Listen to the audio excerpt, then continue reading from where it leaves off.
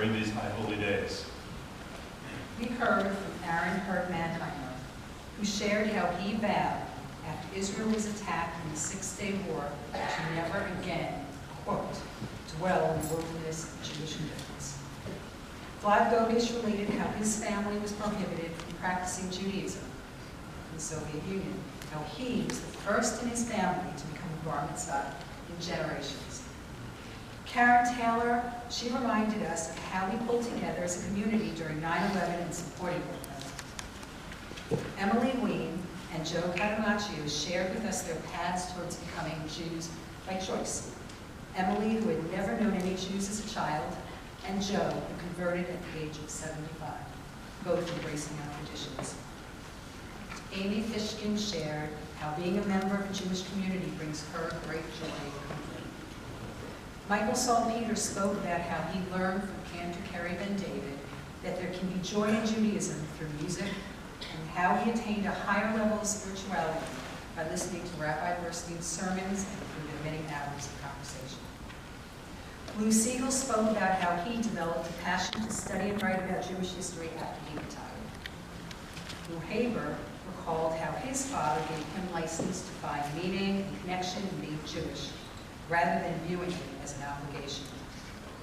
Michelle Blum today shared how coming to understand her father's experiences as a survivor helped to shape her sense of what it means to be Jewish. Our youngest journey speaker, Lee Winters, shared last night how his spiritual enlightenment, connection, and love for Judaism is an ongoing, lifelong process which isn't sparked or defined by just one solitary moment, that it truly is a journey.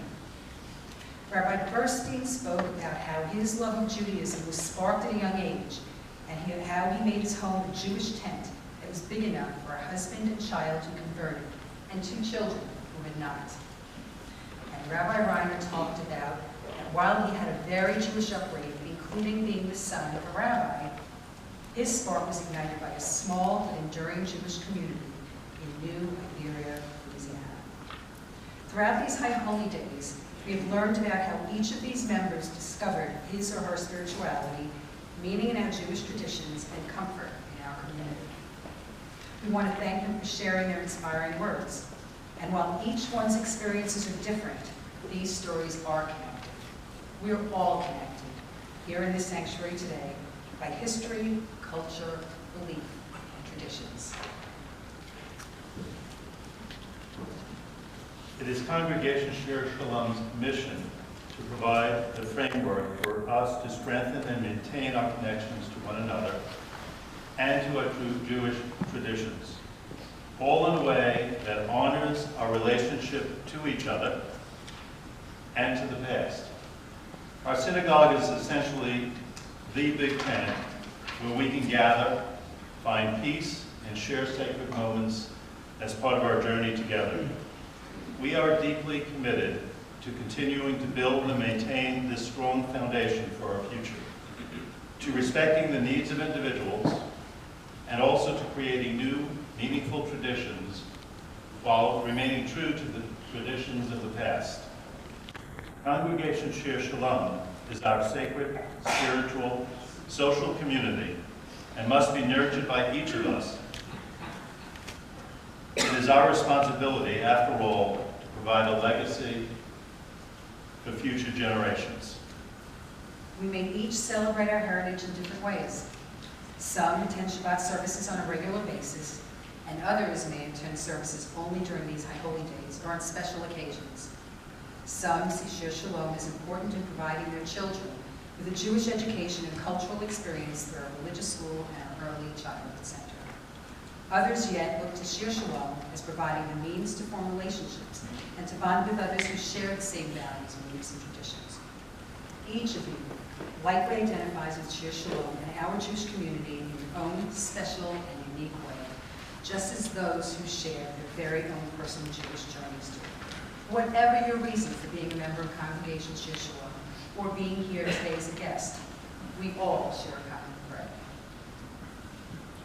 So we stand before you, our fellow members and extended family, who ask for your financial support of Congregation Shir Shalom. It is only with your support that we as a congregation can continue to build upon our successes, and only with your support that Congregation Shir Shalom can continue to be here for all of us and for future generations.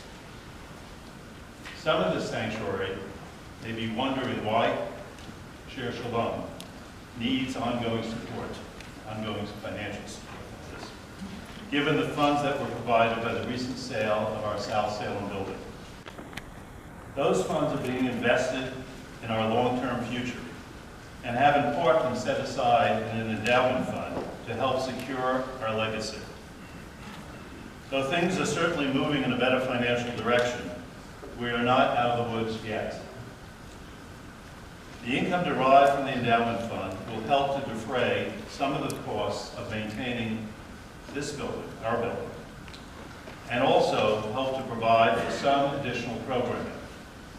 The remainder of the proceeds will be used eventually to repay our existing mortgage on this building, and possibly to cover the cost to refurbish parts of the infrastructure in need of renovation. Funds from the sale of the South Salem building cannot be used to cover the ordinary and necessary operating expenses of Shir Shalom. Our revenues and our cash flow are still of concern.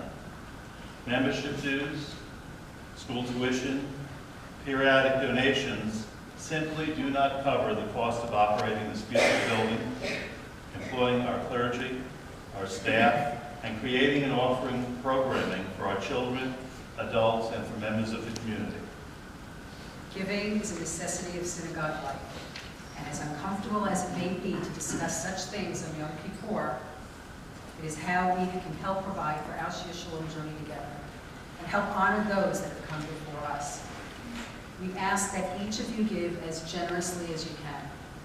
It is equally important that all of you, everyone in this sanctuary, participate, as we need to know that we have your moral as well as your financial support. And Hal and I are honored and proud to share with you that our clergy, our entire staff, and each and every one of our Board of Trustees have already demonstrated their commitment with 100% support of this appeal. We appreciate the message that it sends. I'd like to repeat a few of the words that Gale has spoken, in particular, that it's really very important that everyone in the sanctuary participate. Participate at whatever level is comfortable for you. But we really do need to know that we have your moral support, that you support all of those who have applied so much effort to bringing our congregations together and to creating something bigger.